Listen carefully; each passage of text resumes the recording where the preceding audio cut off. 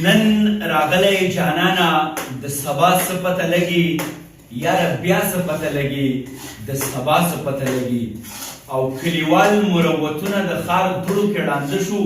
اوس نه ستا څه پته لګي نه زما څه پته لګي. قدرمنو زمونږه د یوټیوب په سلسلو کې یوه سلسله دا هم وي چې زمونږه پښتانه تاریخي او کلتوري چې کوم توکي دي کومې هندارې دي کومې لړۍ دي چې هغه مونږ ژوندی وساتو. نن مونږه د پښتنو په شریک ښار یو ډېر لوی تهذیب یافته ښار پېښور کې راغونډ شوي وو. زمونږه د پښتنو د بېلابېلو سیمو مشران ملګري صحافیان را سره ناست دي او مونږه ځان له حلوا پخوو. څوک ورته سوجي وایي څوک ورته حلوا وایي. دا به زمونږه د پښتنو ځوانانو په کلو په حجرو کې دغسې غونډې را جوړولې. هلته به دغه څاښړې وي دغه غونډې به وي دغه خوراکونه به وو. دا د دسمبر میاشت ده کال 2020 بالکل بهر داسې ګپ ګپ باران وریږي شړقا شروع ده او دنده مونږ لګیو ځان له مو سوجي را باندې کړې ده په تا د تورو په ما د تورو شړقا خیږي او جانان موندي دیوال ته راشي وخاندي نه. عزیز بونیري زمونږه د صحافت د دنیا پېژندلی نوم نن یې ماته زما مورجانې را یاده کړه. دغسې په صحافت کې د مور کردار لوبوي څنګه چې به میندو موږ له حلواګانې پخولې. عزیز صاحب څنګه چې ما ووی دا خلکو ته یعنې د مور د لاس حلوا را یاده کړي بل طرف ته یې ښایسته پکول ښایسته شړۍ دا زمونږ روایت مخکې وړلي او هغه قامونه چې هغه د ښار د کلتور سره سره خپل روایت نه پرېږدي دا د دنیا د مخ نه نه شروع کېدی. عزیز صاحب دا راته ووایې د حلواګانو دا سلسلې زه بیا بیا وینم او ملګري راغونډ کوي هغه د کلي د هغه حجرې کلتور را ژوندی کړی دی. نو د دې په شا باندې تاسو فکر څه لرئ که داسې غونډې کېږي ځوانان راځي د حالاتو نه خبرېږو نو څومره دا ټولنه ښایسته کېدی شي دا پرمختګ کولی شي؟ سره ډېره مننه. که موږ وګورو په ننني دور کې زموږ نه زموږ چې کوم د کلو کلتورو د حجرو د جوماتونو هغه زموږ نه روان دی. پخوا به په حجرو کې په ژمي کې خلک راغونډ شو هلته به ګوتۍ کېدې هلته کې به حلواګانې پخېدې ماشومان به ورته هم ناست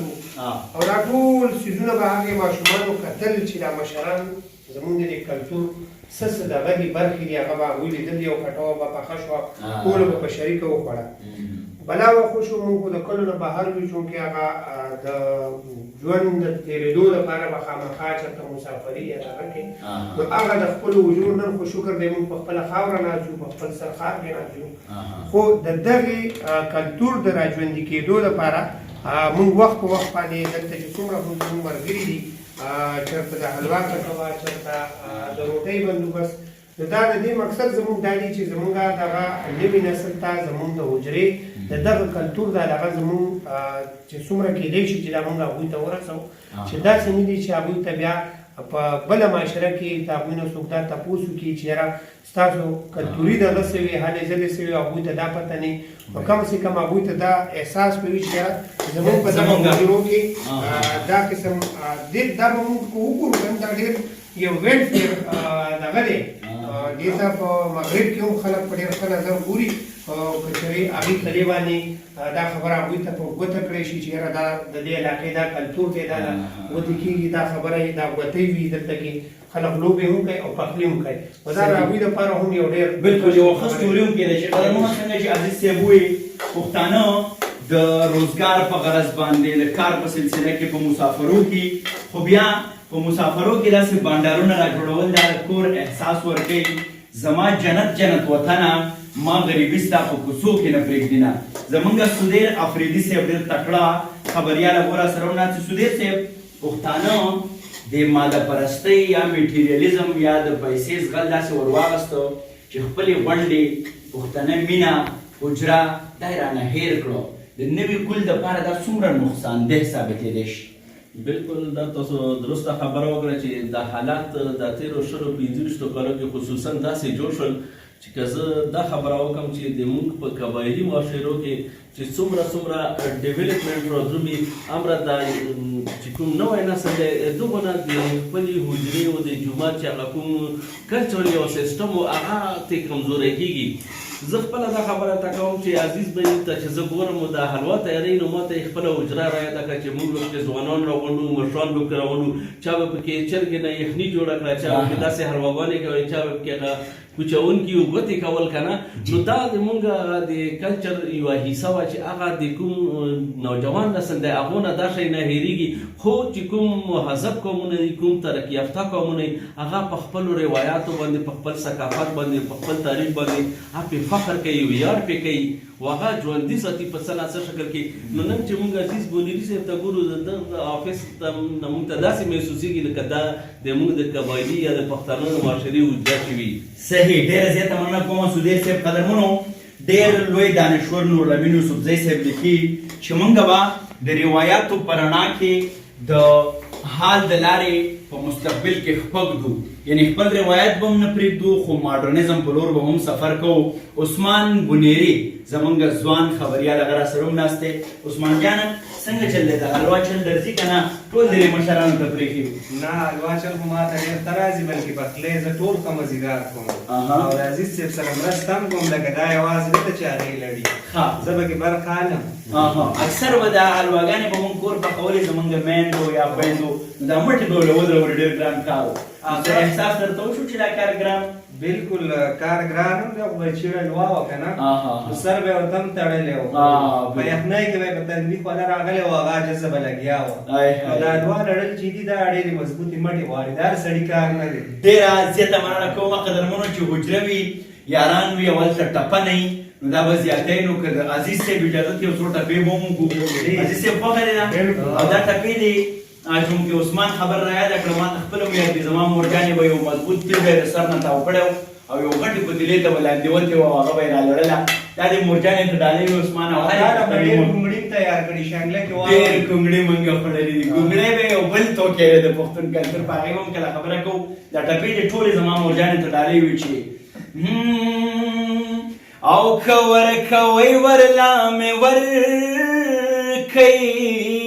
سپینې پګړۍ را پسې ځي خو نړۍ شومه، په پلار مې بلا جرګه وکړه، که در یې نه کړم په ړومبي چاربانګ بزونه. ای د وطن د سر دستاره و شنګ لپاره ښایستونه دې ستایمه، او چې مینه ونو زما او ستا وه، چې جدایي شوه ټوله لمپې خبر شونه، او په علم جشن دی جانانه، پټکې په سر کا لوپټه په سرما، او دومره نری لکه لخته، او مور دې ړنده شه چې په تا اوبه راوړېنه. دا ټپې د عثمان تا ته دوه ډالۍ وي چې او پیر بابا په ډاګیوله،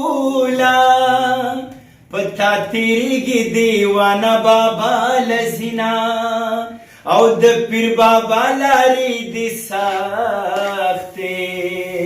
د ګلو لختې زه پستا د پاره زما، او چارګل د جنۍ رک دی،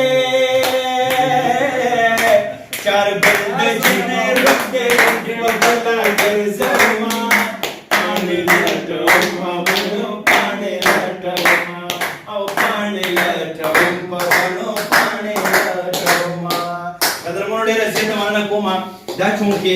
د حلوا مونږ کې یو نوی ژوند راوپاشو، مونږ کې د ژوند نوی بڅر کې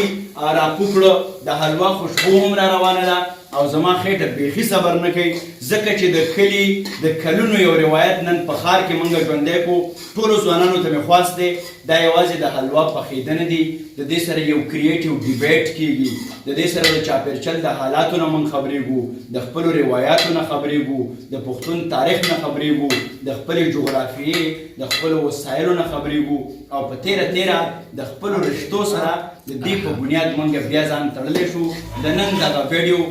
پای ته رسومه افسر افغان ته اجازت راکړئ ښاد آباد او بریالي اوسئ